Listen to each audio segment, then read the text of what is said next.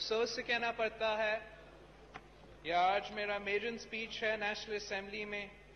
ये जो दो बड़ी जमातें ने आज हरकत किया है, मैं समझता हूं कि पाकिस्तान की अवाम इस तमाशा को पसंद नहीं करते होंगे।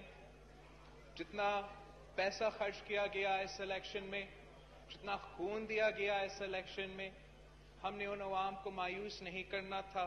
और आज का जो एहतजाज है, एहतजाज जमहूरी हक होता है, मगर मैं समझता हूं कि यह एहतजाज जो ट्रेजरी बेंचेस से भी हुए हैं, ये भी नाकाबिल कबूल था।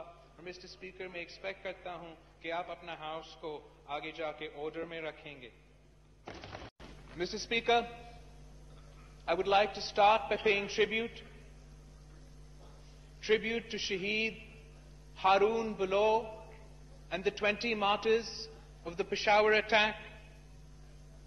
I would like to pay tribute to Shaheed Siraj Raisani and the 128 martyrs of the Mustung attack. I would like to pay tribute to Shaheed Ikramullah Gandapur.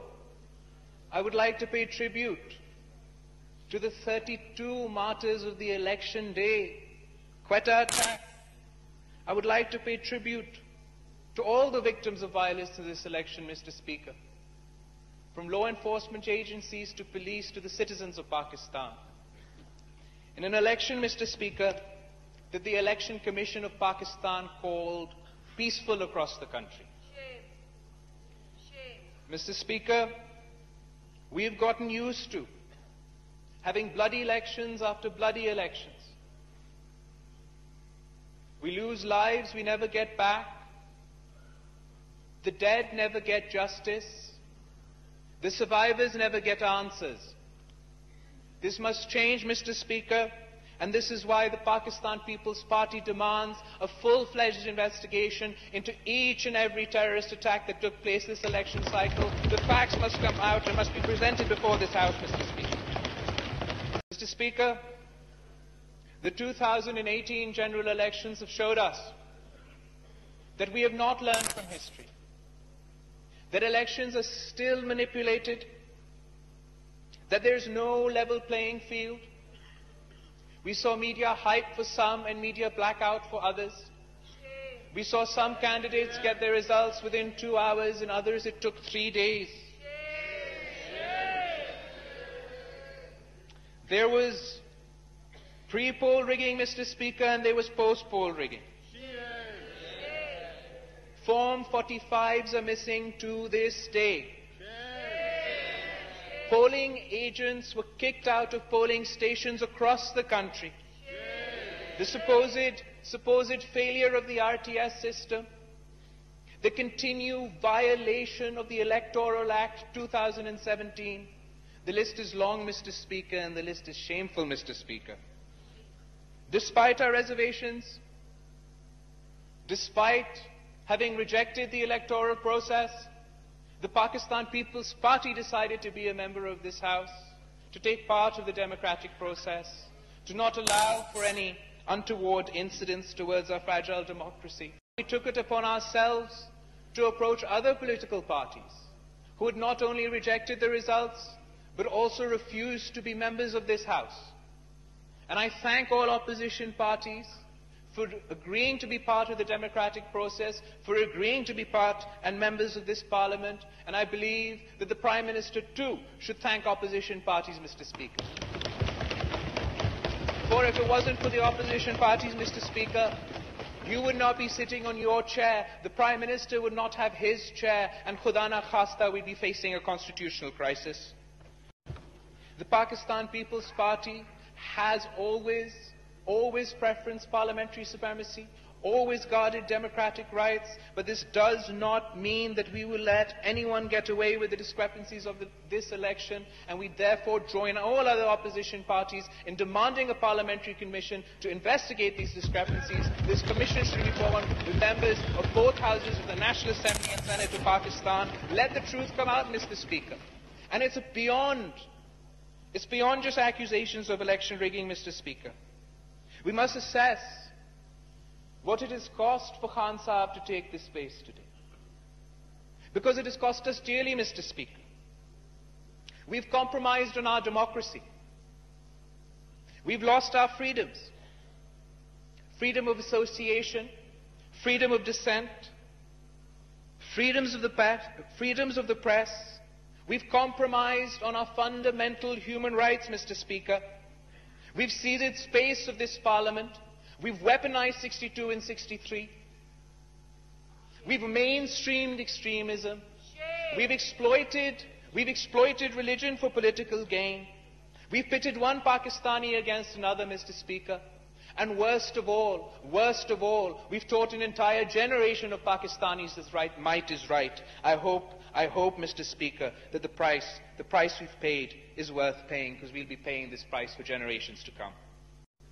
Our Prime Minister-elect has promised to deliver a roadmap within his first 100 days.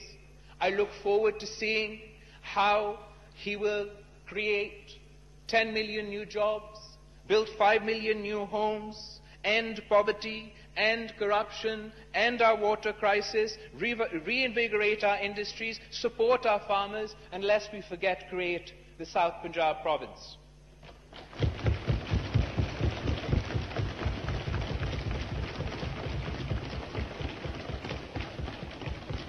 Our economy is in a dire straits, Mr. Speaker. We're drowning in debt. We have an economy that works for the few and not for the many. It is in need of radical reform. I'd like to remind the Prime Minister-elect of some of the promises he made. I believe he said that he would rather commit suicide than take a begging bowl and ask for loans. I believe he said he would not go to the IMF. So we all are in anticipation for what alternative plans will be presented to remove us from these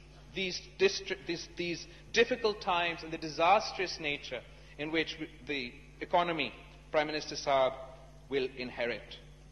Mr. Speaker, we have foreign policy challenges. Pakistan today stands isolated. We have antagonized our neighbors. We've lost our prestige on the world stage. And while this narrative is hurtful, because Pakistan has sacrificed so much in the fight against violent extremism, Pakistan is seen as part of the problem and not as part of the solution.